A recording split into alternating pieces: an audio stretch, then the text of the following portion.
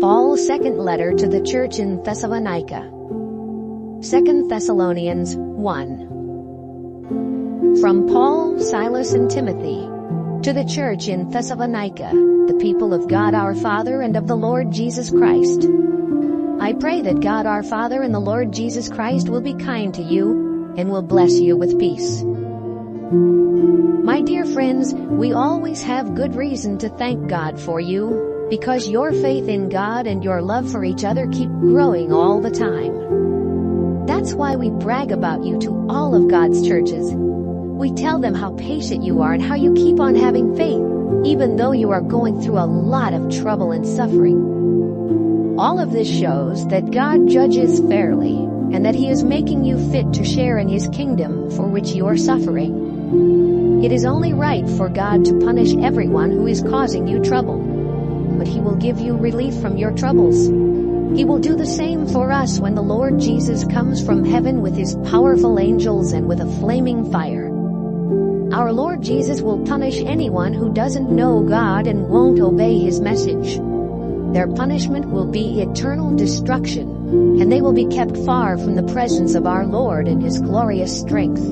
This will happen on that day when the Lord returns to be praised and honored by all who have faith in Him and belong to Him. This includes you, because you believed what we said. God chose you, and we keep praying that God will make you worthy of being His people. We pray for God's power to help you do all the good things that you hope to do, and that your faith makes you want to do. Then, because God and our Lord Jesus Christ are so kind, you will bring honor to the name of our Lord Jesus, and He will bring honor to you. 2 Thessalonians 2. When our Lord Jesus returns, we will be gathered up to meet Him. So I ask you, my friends, not to be easily upset or disturbed by people who claim that the Lord has already come. They may say that they heard this directly from the Holy Spirit, or from someone else, or even that they read it in one of our letters. But don't be fooled. People will rebel against God. Then, before the Lord returns, the wicked one who is doomed to be destroyed will appear. He will brag and oppose everything that is holy or sacred. He will even sit in God's temple and claim to be God. Don't you remember that I told you this while I was still with you? You already know what is holding this wicked one back until it is time for him to come. His mysterious power is already at work, but someone is holding him back. And the wicked one won't appear until that someone is out of the way. Then he will appear, but the Lord Jesus will kill him simply by breathing on him. He will be completely destroyed by the Lord's glorious return. When the wicked one appears, Satan will pretend to work all kinds of miracles, wonders, and signs. Lost people will be fooled by his evil deeds. They could be saved, but they will refuse to love the truth and accept it. So God will make sure that they are fooled into believing a lie. All of them will be punished, because they would rather do evil than believe the truth. My friends, the Lord loves you, and it is only natural for us to thank God for you. God chose you to be the first ones to be saved.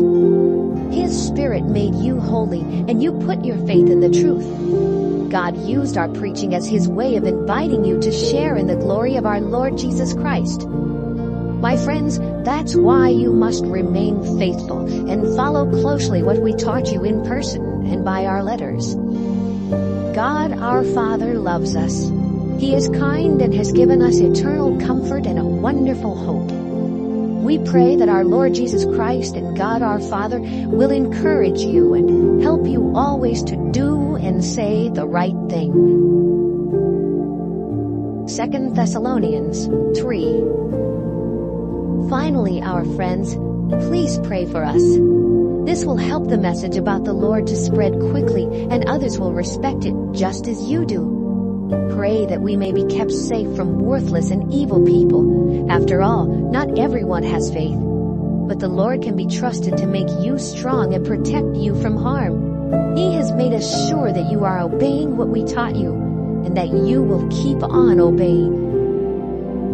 I pray that the Lord will guide you to be as loving as God and as patient as Christ.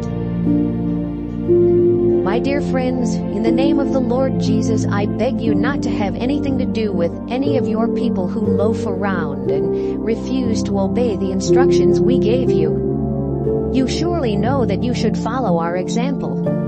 We didn't waste our time loafing, and we didn't accept food from anyone without paying for it. We didn't want to be a burden to any of you, so night and day we worked as hard as we could. We had the right not to work, but we wanted to set an example for you. We also gave you the rule that if you don't work, you don't eat. Now we learn that some of you just loaf around and won't do any work, except the work of a busybody. So for the sake of our Lord Jesus Christ, we ask and beg these people to settle down and start working for a living. Dear friends, you must never become tired of doing right. Be on your guard against any followers who refuse to obey what we have written in this letter. Put them to shame by not having anything to do with them. Don't consider them your enemies, but speak kindly to them, as you would to any other follower.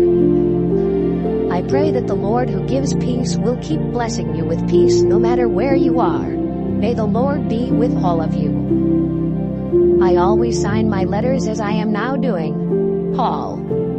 I pray that our Lord Jesus Christ will be kind to all of you.